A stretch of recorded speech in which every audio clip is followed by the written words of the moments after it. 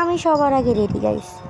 আমি এমনিতেও হাজার সাজগোজ করলেও আমি কোথাও যাওয়ার সময় আমি সবার আগে রেডি থাকতাম।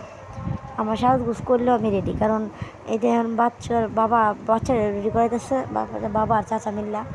বাবুর নিয়ে একটু সমস্যা, বাবু তো জামা খুলতেও চায় না, ফুটতেও চায় না। তার বাপে একমাত্র কাপড় পরা নেই, আমার একটা অধৈর্য লাগে।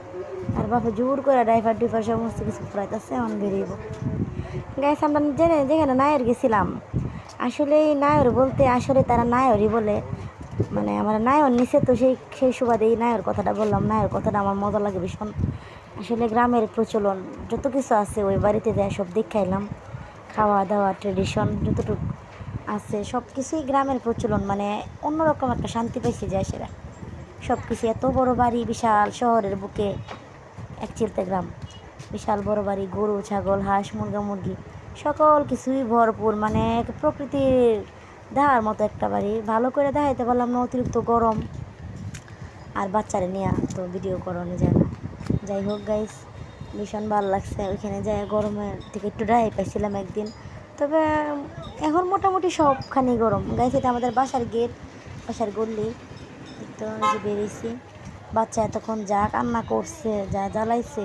ও আমি আবার একটু রুমে গেছিলাম, আমি ভুলে একটা জিনিস রেখেছিলাম আমার সাজনির।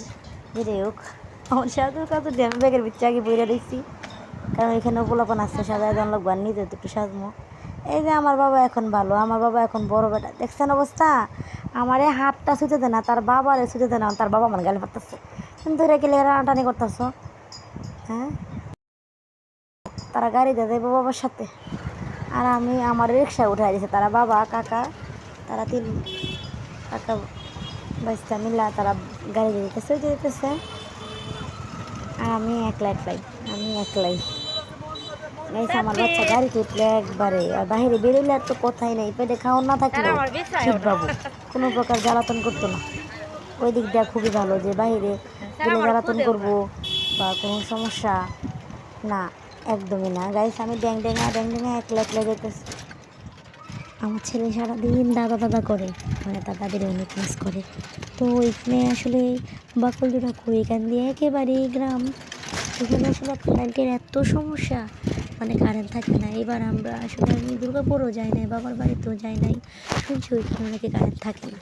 এই কারেন্টের ভয়ে, গরমের ভয়ে